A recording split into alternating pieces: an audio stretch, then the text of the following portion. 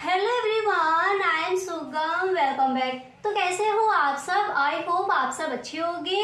स्वागत है आप सभी का आपके अपने एसपी स्टडी यूट्यूब चैनल पर। तो गाइस, आज हम इस वीडियो में आपके लेकर आए हैं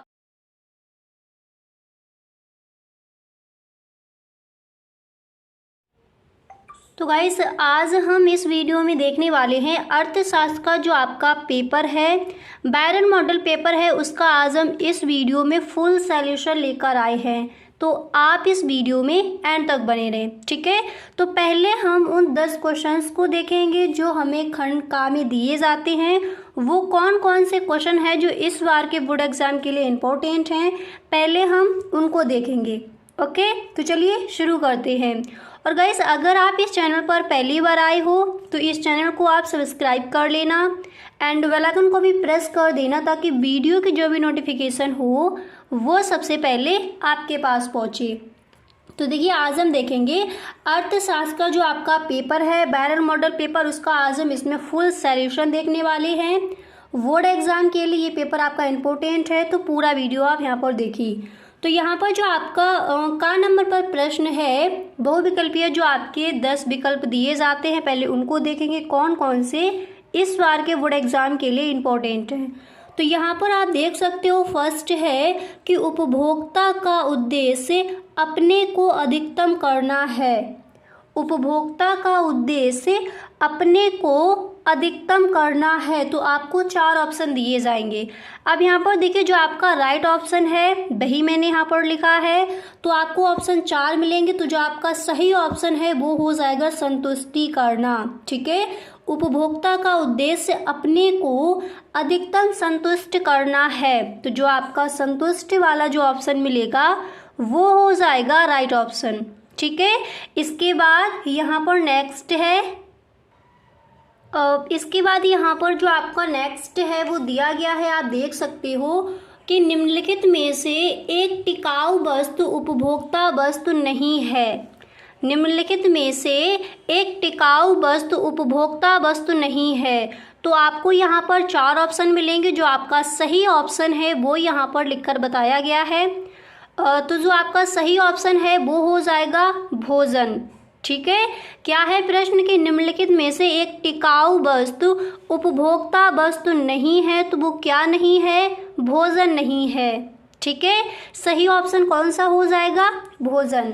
अब इसके बाद यहाँ पर आप देख सकते हो, नेक्स्ट आपका दिया गया है कि निम्नलिखित में से कौन सा पूर्ण प्रतियोगिता का लक्षण नहीं है। निम्नलिखित में से कौन सा पूर्ण प्रतियोगिता का लक्षण नहीं है? तो कौन सा नहीं है? कीमत विभेद। अब ये वाला जो आपका ऑप्शन है, आप पेपर उठाकर देखना, कई बार ये आपका बोर्ड एग्जाम में आस्क किया गया है। निम्नलिखित में से कौन सा पूर्ण प्रतियोगिता का लक्षण नहीं है? तो कौन सा नहीं है? कीमत विभेद, ठीक है। ये जो आपका ऑप्शन है वो राइट हो जाएगा। ओके, साथ ही साथ आप पूरा लिखते चलिए। पूरे पेपर का यहाँ पर आपको जो सॉल्यूशन है, फुल सॉल्यूशन यहाँ पर आपको मिलेगा। अब इसके बाद यहाँ पर आप नेक्स्ट देख सकते हो कि एक देश में केंद्रीय बैंक होते हैं। तो एक देश में केंद्रीय बैंक कितने होते हैं? ऑप्शन इस तरह से आपको मिलेगा, 1, 2, 3 या फिर 4, ठीक है। 4 ऑप्शन आपको दिए जाते हैं। तो जो आपका राइट है, सही है, वो हो जाएगा 1। एक देश में केंद्रीय बैंक कितने होते हैं? 1 होता है, ठीक है। इसके बाद यहाँ पर आप देख सकते हो, नेक्स्ट है कि चाय की कीमत में वृद्धि से चीनी की मांग में होगी। तो चाय की कीमत में वृद्धि से चीनी की मांग में क्या होगी? कमी होगी, ठीक है। अब आपका यहाँ पर जो ऑप्शन है वो मिलेगा, वृद्धि होगी या फिर कमी होगी। तो सही ऑप्शन क्या हो जाएगा? कमी। क्लियर? ये आपको चूज करके लिख देना है। इसके बाद यहाँ पर आप देख सकते हो, नेक्स्ट आपका दिया गया है कि निम्नलिखित में से कौन प्रत्यक्ष कर है? निम्नलिखित में से कौन प्रत्यक्ष कर है? ऑप्शन आपको 4 दिए जाएंगे। जो आपका सही ऑप्शन होगा वो वहां पर हो जाएगा आयकर, ठीक है। निम्नलिखित में से कौन सा प्रत्यक्ष कर है? आयकर एक प्रत्यक्ष कर है, ठीक है, ये जो आपका ऑप्शन है वो हो जाएगा राइट ऑप्शन। क्लियर। इसके बाद यहाँ पर आप देख सकते हो नेक्स्ट है कि कुल संप्राप्ति है तो क्या है P इंटू क्यू। इसके बाद नेक्स्ट है, ये कई बार पूछा गया है, आप पेपर उठाकर देखना, कई बार ये रखा गया है, केंद्रीय बैंक की नीति कहलाती है। तो आपको पता है, आपने आंसर भी याद किया है, केंद्रीय बैंक की नीति क्या कहलाती है? मौद्रिक नीति। ठीक है, तो एक बार आप देख लीजिए जितने भी इंपॉर्टेंट आपके विकल्प हैं यहाँ पर आप देख सकते हो। ये विकल्प आपको तैयार कर लेने हैं इस बार के बोर्ड एग्जाम के लिए। अगर सच में आपको इकोनॉमिक्स में अपने पूरे के पूरे नंबर लाने हैं तो जितने भी यहाँ पर आपको इकोनॉमिक्स का important question and model paper के फुल सॉल्यूशन आपको दिए जाए तो वो साथ ही साथ आप याद करते चलिए, साथ ही साथ पूरा कॉपी में अपना लिखते चलिए। ठीक है, अब इसके आगे देखते हैं। इसके बाद यहाँ पर जो आपका नेक्स्ट विकल्प है वो यहाँ पर आप देख सकते हो कि भारत में 100 के नोट का निर्गमन कौन करता है? भारत में 100 के नोट का निर्गमन कौन करता है? तो कौन करता है? भारतीय रिजर्व बैंक। ठीक है, आपको ऑप्शन मिलेंगे, कई सारे बैंक दे दिए जाएंगे, तो जो आपका राइट है, सही है, वो हो जाएगा भारतीय रिजर्व बैंक भारत में 100 के नोट का निर्गमन करता है। ठीक है, इसके बाद यहाँ पर नेक्स्ट विकल्प है कि करेंसी नोटों को निर्मित करने का अधिकार निम्नलिखित में से किस संस्था को है? करेंसी नोटों को निर्मित करने का अधिकार निम्नलिखित में से किस संस्था को है? तो यहाँ पर जो आपका सही ऑप्शन होगा वो हो जाएगा स्टेट बैंक ऑफ इंडिया। किसे है? स्टेट बैंक ऑफ इंडिया को करेंसी नोटों को निर्मित करने का अधिकार जो है वो दिया गया है। ठीक है, सही ऑप्शन क्या हो जाएगा? State bank of India. Bharat में 100 के नोट का निर्गमन कौन करता है? तो भारतीय रिजर्व बैंक। ठीक है, इस तरह से। अब यहाँ पर देखिए, अब हम देखेंगे कि कौन कौन से ऐसे अतलग उत्तरीय प्रश्न हैं जो इस बार के बोर्ड एग्जाम के लिए आपको तैयार करने हैं, उनको देखते हैं। तो फर्स्ट है कि अर्थव्यवस्था की परिभाषा दीजिए। आप पेपर उठाकर देखना या फिर मॉडल पेपर में देख लेना, ये प्रश्न कई बार अतलग उत्तरीय प्रश्न में बोर्ड एग्जाम में आस्क किया गया है। तो अर्थव्यवस्था की परिभाषा दीजिए। ठीक है, तो देखिए इसका आंसर क्या हो जाएगा। जब आप इसका आंसर लिखोगे तो सबसे पहले आपको हेडिंग डालनी होगी अर्थव्यवस्था की परिभाषा। ठीक है, इसके बाद आप लिखोगे कि अर्थव्यवस्था वह व्यवस्था है जिसके अंतर्गत एक क्षेत्र के लोग अपनी आजीविकाएं अर्जित करते हैं। अर्थ से तात्पर्य धन और व्यवस्था से व्यवस्था करना, अर्थात धन की व्यवस्था करना व उसका संचालन करना ही अर्थव्यवस्था कहलाता है। ठीक है, एक बार दोबारा से देख लीजिए, अर्थव्यवस्था की परिभाषा दीजिए। तो आप किस तरह से लिखोगे? अर्थव्यवस्था वह व्यवस्था है जिसके अंतर्गत एक क्षेत्र के लोग अपनी आजीविकाएं अर्जित करते यानी जमा करते हैं। अर्थ से तात्पर्य धन और व्यवस्था से व्यवस्था करना, अर्थात धन की व्यवस्था करना व उसका संचालन करना ही अर्थव्यवस्था कहलाता है। तो अच्छे से याद हो गया कि अर्थव्यवस्था क्या है, इसकी डेफिनेशन क्या हो जाएगी। ओके, अब यहाँ पर देखिए, इसके बाद जो आपका नेक्स्ट प्रश्न है वो दिया गया है कि उत्पादन की स्थिर लागत से क्या तात्पर्य है? उत्पादन की स्थिर लागत से क्या तात्पर्य है? इसका आंसर देखिए। तो देखिए, जब आप इसका आंसर लिखोगे कि उत्पादन की स्थिर लागत से क्या तात्पर्य है, तो सबसे पहले आपको करना क्या होगा, यहाँ पर आपको हेडिंग डालनी होगी उत्पादन की स्थिर लागत। ठीक है, फिर आप इसमें लिखोगे कि स्थिर लागत वह लागत है जिसकी सभी राशि अल्पकाल में उत्पादन की मात्रा में वृद्धि में परिवर्तन होने पर पूर्णतः अपरिवर्तित रहती हैं। उत्पादन की स्थिर लागत कहलाती है। एक बार दोबारा से देख लीजिए क्या हो जाएगा इसका आंसर। देखिए उत्पादन की स्थिर लागत क्या है समझिए।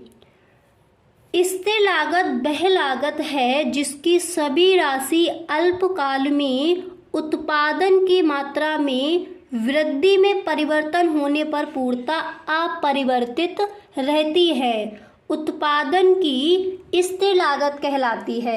याद हो गया उत्पादन की स्थिर लागत से क्या तात्पर्य है, या फिर उत्पादन की स्थिर लागत क्या है, इसको समझाइए। ठीक है, तो इस तरह से अगर आपका क्वेश्चन आंसर किया जाए तो आप आंसर इस तरह से इसका लिख कर आओगे। क्लियर। अब इसके बाद यहाँ पर देखिए जो नेक्स्ट प्रश्न है वो यहाँ पर दिया गया है कि बाजार का अर्थ लिखिए। ठीक है, ये प्रश्न भी आपका कई बार बोर्ड एग्जाम में आस्क किया गया है और इस बार के लिए ये जो आपका प्रश्न है इम्पोर्टेंट है। ठीक है, तो बाजार का अर्थ लिखिए। जब आप इसका आंसर लिखोगे तो सबसे पहले आपको हेडिंग डालनी होगी बाजार का अर्थ। फिर आप लिखोगे कि बाजार शब्द से तात्पर्य किसी विशेष स्थान से लगाया जाता है जहां वस्तुओं के क्रेता व विक्रेता एक भारी मात्रा में एकत्रित वस्तुओं का क्रय विक्रय करते हैं। ठीक है, बाजार का अर्थ क्या हो जाएगा। बाजार शब्द से तात्पर्य किसी विशेष स्थान से लगाया जाता है जहां वस्तुओं के क्रेता व विक्रेता एक भारी मात्रा में एकत्रित वस्तुओं का क्रय विक्रय करते हैं। फिर इसके आगे आप लिखोगे, इसके बाद आप लिखोगे परंतु अर्थव्यवस्था में बाजार शब्द से तात्पर्य व्यापक रूप से है। अर्थशास्त्र में बाजार का अर्थ किसी स्थान विशेष से लगाया जाता है जहां क्रेता व विक्रेता एक भारी संख्या में फैलकर वस्तुओं को क्रय विक्रय करते हैं तथा उनके बीच पूर्ण रूप से स्वतंत्र प्रतियोगिता पाई जाती है। बाजार कहलाता है या फिर बाजार कहलाती है। ठीक है, तो आप इस तरह से बाजार का अर्थ समझा कर आओगे। ओके, इम्पोर्टेंट है, अच्छे से आपको जो ये आपका प्रश्न है अच्छे से आपको इस बार के बोर्ड एग्जाम के लिए तैयार कर लेना है। अब इसके बाद यहाँ पर आप देख सकते हो जो आपका नेक्स्ट प्रश्न है वो दिया गया है कि मांग का नियम क्या है। मांग का नियम क्या है ये आपको समझाना है। तो जब आप इसका आंसर लिखोगे तो फर्स्ट नंबर पर आपको हेडिंग डालनी होगी मांग का नियम। फिर आप इसमें लिखोगे कि मांग के नियम के अंतर्गत यह आता है कि जब बाजार में वस्तु की कीमत बढ़ जाती है तो वस्तु की मांग कम हो जाती है। ठीक है, मांग के नियम के अंतर्गत यह आता है कि जब बाजार में वस्तु की कीमत बढ़ जाती है तो वस्तु की मांग कम हो जाती है तथा जब वस्तु की कीमत घट जाती है तो वस्तु की मांग में वृद्धि होती है। क्लियर। इसके बाद आप लिखोगे अर्थात वस्तु की मांग बढ़ जाती है, यही मांग का नियम बताता है या फिर यही मांग का नियम कहलाता है। एक बार दोबारा से देख लीजिए, अच्छे से आपको यही याद कर लेना है कि मांग का नियम है क्या। मांग के नियम के अंतर्गत यह आता है कि जब बाजार में वस्तु की कीमत बढ़ जाए तो वस्तु की मांग कैसी हो जाएगी, कम हो जाती है तथा जब वस्तु की कीमत घट जाती है तो वस्तु की मांग में वृद्धि होती है, अर्थात वस्तु की मांग बढ़ जाती है यानी वृद्धि हो जाती है। यही मांग का नियम कहलाता है या फिर इसी को हम मांग का नियम कहते हैं, या फिर आप इस तरह से भी लिख सकते हो यही मांग का नियम बताता है। क्लियर, अच्छे से याद हो गया।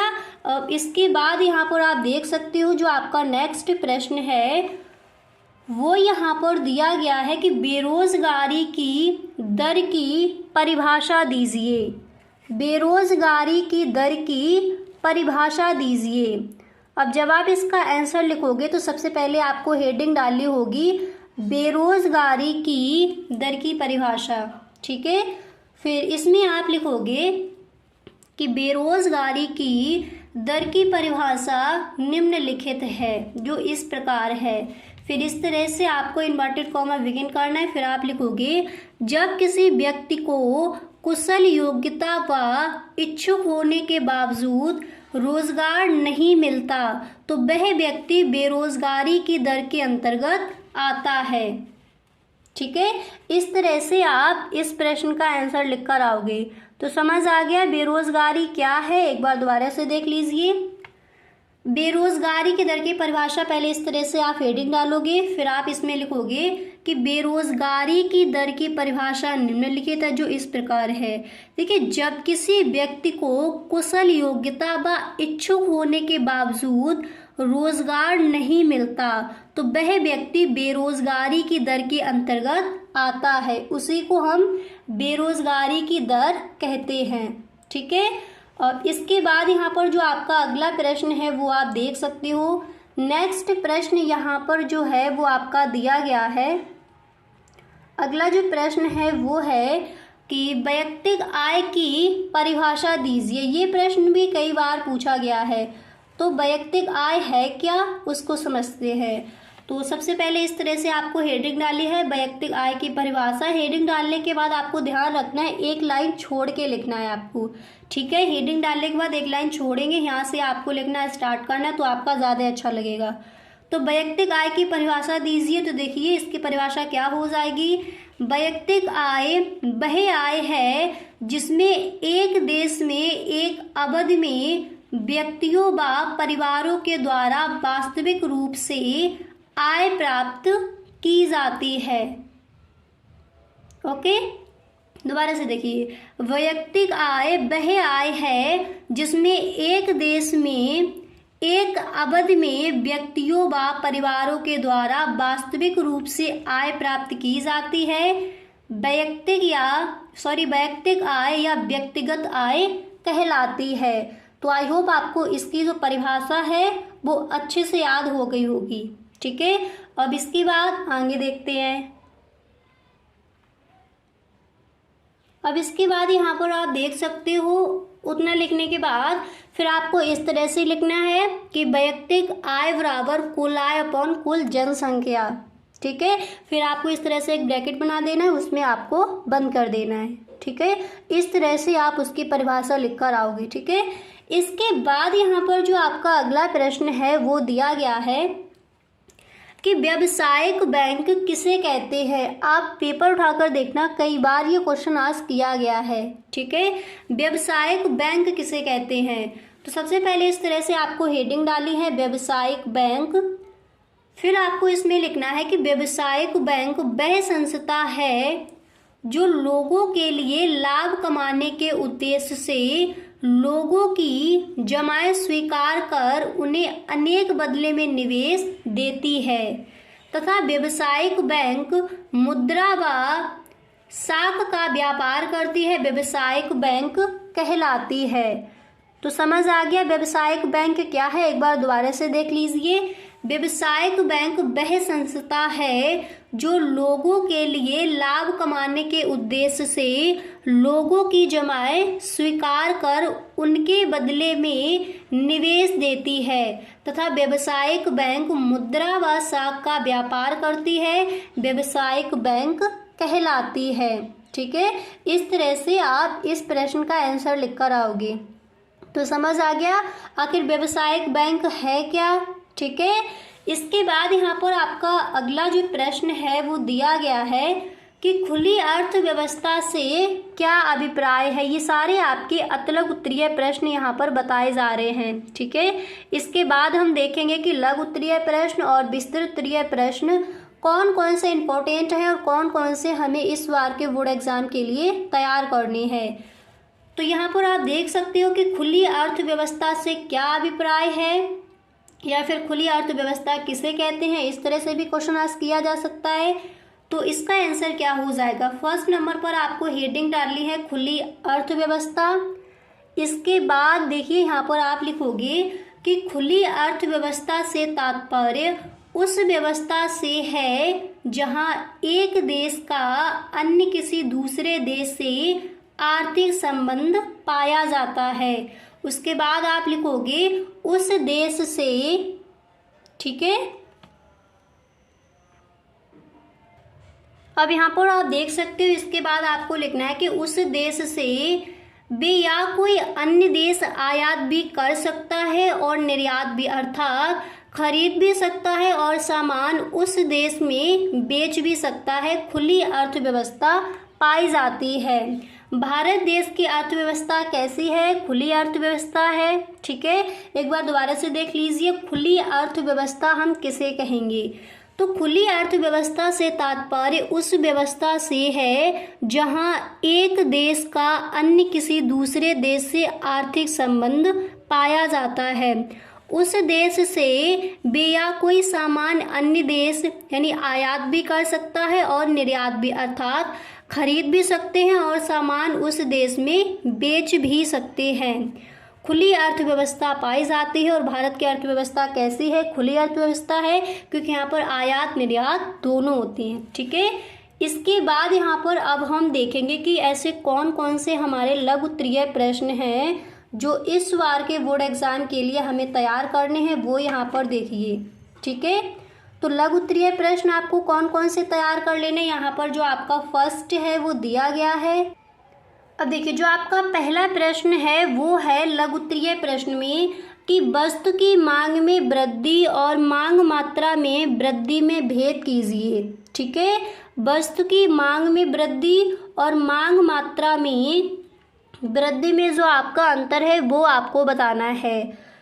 तो सबसे पहले आप इस तरह से हेडिंग डालोगे कि वस्तु की मांग में वृद्धि, फिर इसके बाद हम बताएंगे कि मांग मात्रा में वृद्धि। ठीक है, तो जब आप वस्तु की मांग में वृद्धि इस तरह से हेडिंग डालोगे तो इसमें आपको लिखना है कि मांग में वृद्धि का तात्पर्य किसी वस्तु की मौजूदा कीमत पर खरीद में वृद्धि से है। ठीक है, इस तरह से आपको लिखना है। फिर इसके बाद आप लिखोगे, फिर देखिए इसके बाद आपको लिखना है कि वस्तु की कीमत में वृद्धि होने पर उसकी मांग घटती है तथा वस्तु की कीमत में कमी होने पर उसकी मांग बढ़ती है। तो वस्तु की मांग में वृद्धि समझ आ गया। देखिए, मांग में वृद्धि का तात्पर्य किसी वस्तु की मौजूदा कीमत पर खरीद में वृद्धि से है। वस्तु की कीमत में वृद्धि होने पर उसकी मांग घटती है तथा वस्तु की कीमत में कमी होने पर उसकी मांग कैसी होगी? उसकी मांग बढ़ती है। अब इसके बाद यहाँ पर हम देखेंगे कि मांग मात्रा में वृद्धि क्या है। ठीक है, इसमें आपके अंतर पूछे गए थे। तो देखिए, मांग मात्रा में वृद्धि क्या है यहाँ पर समझिए। तो मांग की मात्रा में वृद्धि का तात्पर्य किसी वस्तु की कीमत में पूर्ण होने के कारण उसकी खरीद में वृद्धि से है। ठीक है, समझ आ गया। मांग की मात्रा में वृद्धि का तात्पर्य किसी वस्तु की कीमत में पूर्ण होने के कारण उसकी खरीद में वृद्धि से है। मांग की मात्रा उस वक्र पर एक विशिष्ट बिंदु को संदर्भित करता है जहां एक निश्चित कीमत पर निश्चित मात्रा में जुड़ी होती है। ठीक है, इस तरह से आप इस प्रश्न का आंसर लिख कर आओगे कि वस्तु की मांग में वृद्धि और मांग मात्रा में वृद्धि में भेद कीजिए। क्लियर, इस तरह से आप लिखोगे। इसके बाद यहाँ पर आप देख सकते हो जो आपका नेक्स्ट प्रश्न है वो यहाँ पर दिया गया है कि केंद्रीय बैंक के प्रमुख कार्यों की संक्षिप्त व्याख्या कीजिए। केंद्रीय बैंक के जो इनके प्रमुख कार्य हैं उनकी आपको यहाँ पर क्या करनी है? व्याख्या करनी है। ये प्रश्न आपका कई बार बोर्ड एग्जाम में आस्क किया गया है, तो अच्छे से इसको आप तैयार करेंगे। तो देखिए, इस प्रश्न का आंसर क्या हो जाएगा। सबसे पहले आप इस तरह से लिखोगे, पहले आपको हेडिंग डाली है केंद्रीय बैंक के प्रमुख कार्य। इसके बाद यहाँ पर देख लीजिए, आप इस तरह से लिखोगे कि केंद्रीय बैंक के प्रमुख कार्य निम्नलिखित है जो इस प्रकार है। इसके बाद यहाँ पर जो आपकी फर्स्ट हेडिंग है वो पड़ेगी कि नोटों का निर्गमन। आपको केंद्रीय बैंक के जो प्रमुख कार्य हैं उनको बताना है यहाँ पर। ठीक है, तो ये क्या करती है? नोटों का निर्गमन करती है। तो इस तरह से फर्स्ट आपको हेडिंग डाली है नोटों का निर्गमन। इसके बाद इसमें आप लिखोगे कि केंद्रीय बैंक ही नोटों का निर्गमन करती है। यह अधिकार केंद्रीय बैंक को छोड़कर अन्य किसी भी बैंक के पास नहीं है। भारत का केंद्रीय bank reserve bank of India है। मात्र 1 रुपये छोड़कर अन्य सभी नोटों का निर्गमन केंद्रीय बैंक ही करती है। गाइस, अगर आपको ये वीडियो सच में पसंद आ रहा है तो आप इस वीडियो को एक लाइक जरूर कर दें, और अगर अभी तक आपने चैनल सब्सक्राइब नहीं किया है तो आप इस चैनल को सब्सक्राइब कर लीजिए, क्योंकि ऑल सब्जेक्ट के जो भी आपके इंपॉर्टेंट क्वेश्चन हैं, मॉडल पेपर है, उनके फुल सॉल्यूशन आपको मिलेंगे इसी चैनल पर। ठीक है, तो नोटों का निर्गमन करता है केंद्रीय बैंक, हेडिंग डालकर नोटों का निर्गमन हेडिंग डालकर आप इस तरह से इसका आंसर लिखोगे।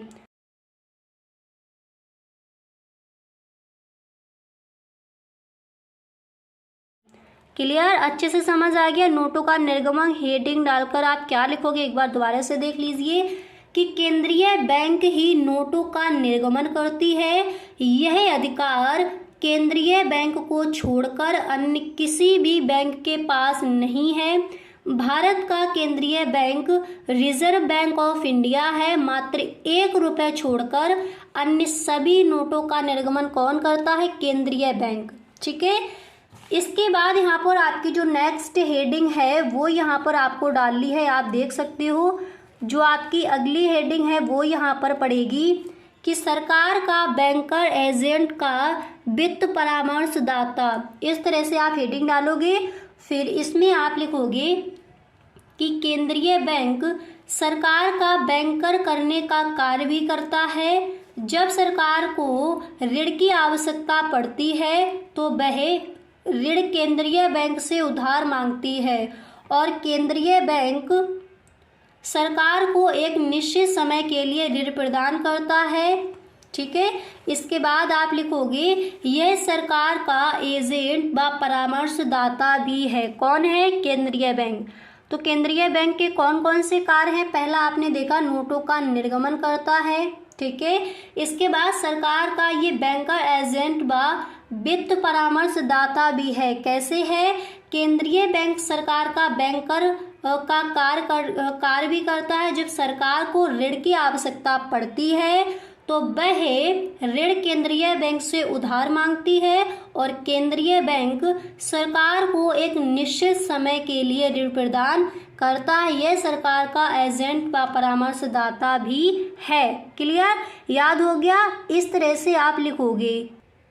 अब इसके बाद जो आपकी तीसरी हेडिंग है वो आपको डालनी है साख नियंत्रण। ठीक है, फिर इसमें आप लिखोगे कि केंद्रीय बैंक साख नियंत्रण करने या रखने का भी कार्य करती है। जब देश में मुद्रा का प्रयोग आवश्यकता से अधिक होता है तो मुद्रा स्फीतिजम कम होता है, तो मुद्रा अवमूल्यन की स्थिति उत्पन्न हो जाती है। इसलिए केंद्रीय बैंक को साख नियंत्रण में रखती है। ठीक है, तो हेडिंग आपको डालनी है साख नियंत्रण। फिर उसमें आपको किस तरह से लिखना है एक बार दोबारा से देख लीजिए।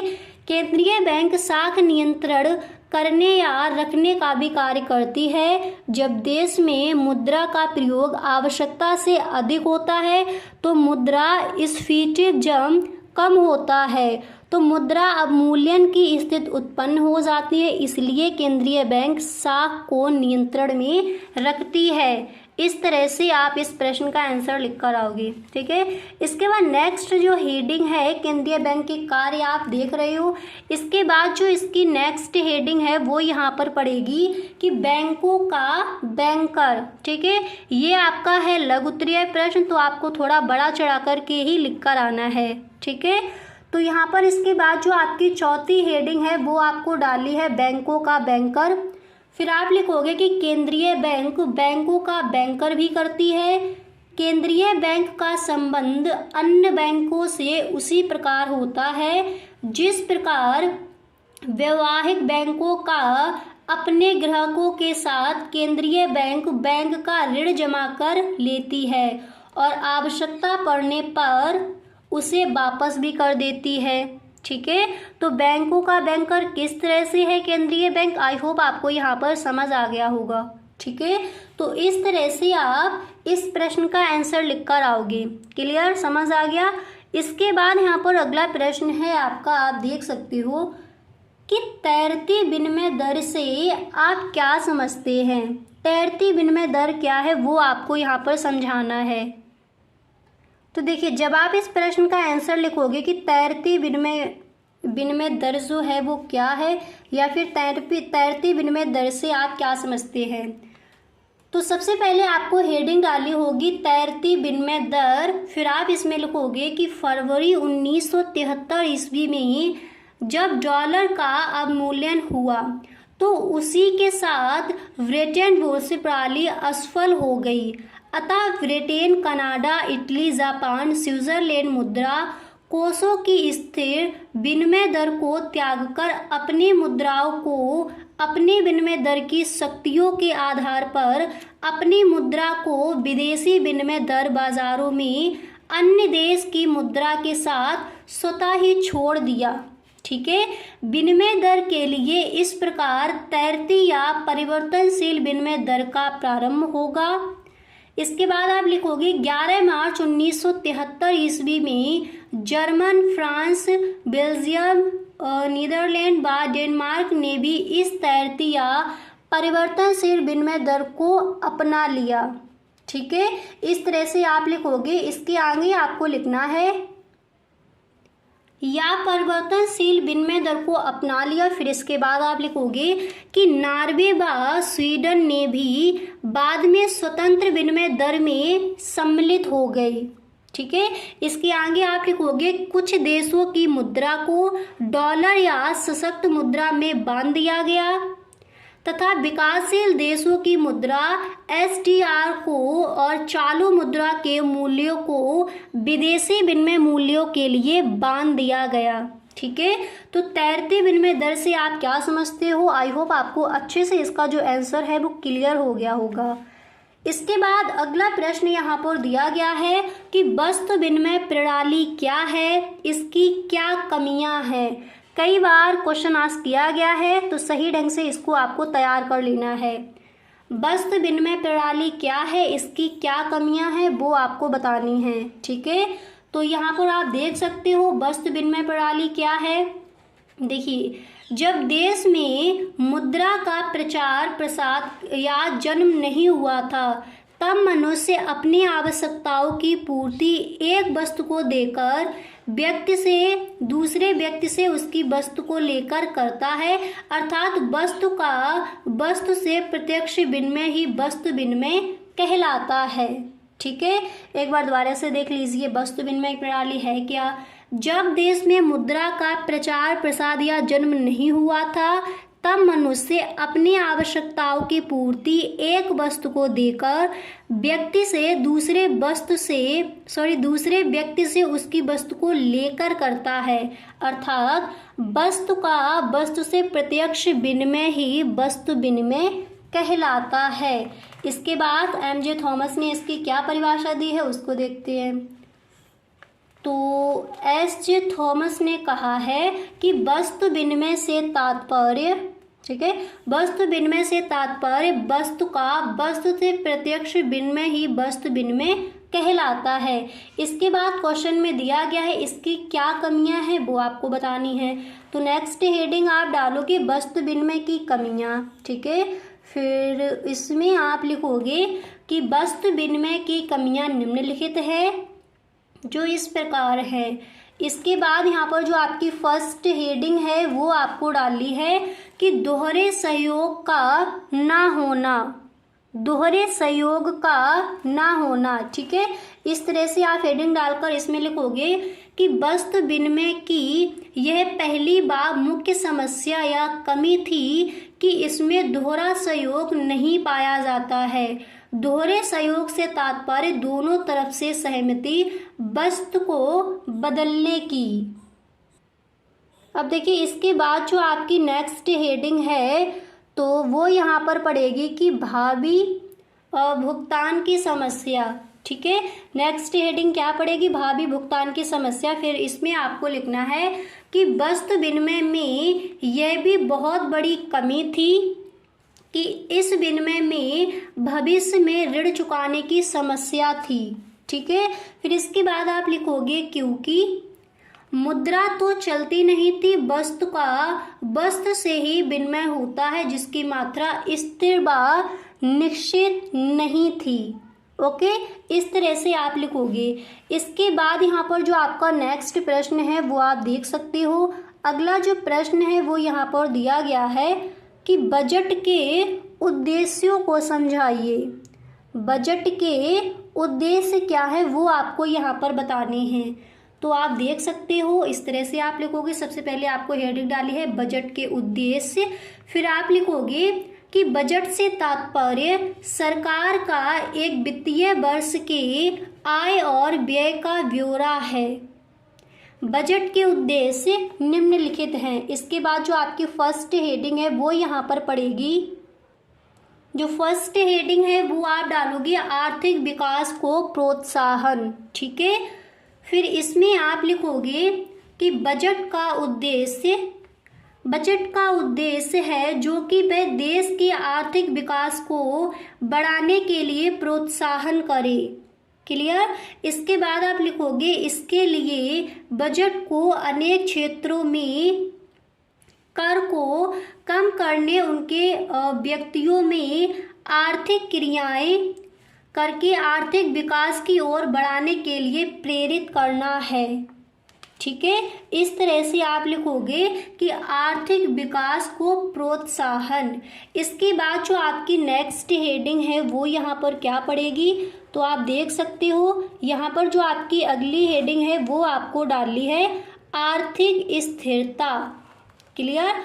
आर्थिक स्थिरता हेडिंग डालने के बाद इसमें आप लिखोगे कि बजट का उद्देश्य यह भी है कि इसे देश में आर्थिक स्थिरता बनाए रखनी चाहिए, क्योंकि देश में तेजी व मंदी के चक्कर तो चलते रहते हैं। इसलिए बजट को तेजी के समय बजट तथा मंदी की समस्या घाटे का बजट बनाना चाहिए। क्लियर। इस तरह से आप आर्थिक स्थिरता हेडिंग डालकर इतना आपको लिखना है।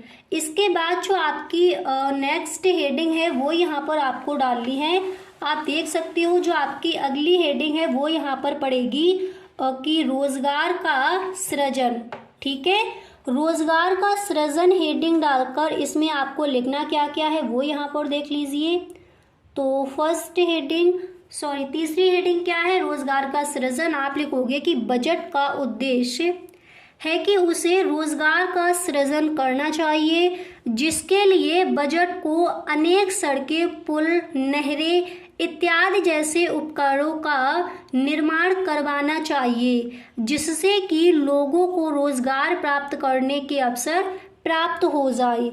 क्लियर। इस तरह से आप रोजगार का सृजन हेडिंग डालकर इतना इस हेडिंग में आपको लिख देना है। तो आई होप आपको समझ आ गया होगा कि बजट के उद्देश्य क्या हैं। देखिए, आर्थिक विकास को प्रोत्साहन देना, आर्थिक स्थिरता, रोजगार का सृजन, ये सब क्या है, बजट के उद्देश्य है। क्लियर। इस तरह से आप इस प्रश्न का आंसर लिखकर आओगे।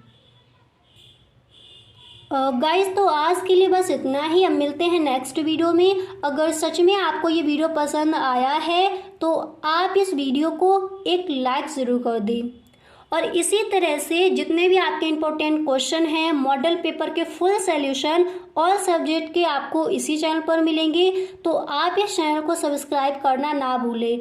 अगर सच में ये वीडियो आपको पसंद आया है तो आप इस वीडियो को अपने सभी दोस्तों में एक बार शेयर ज़रूर करें। Okay, thank you so much.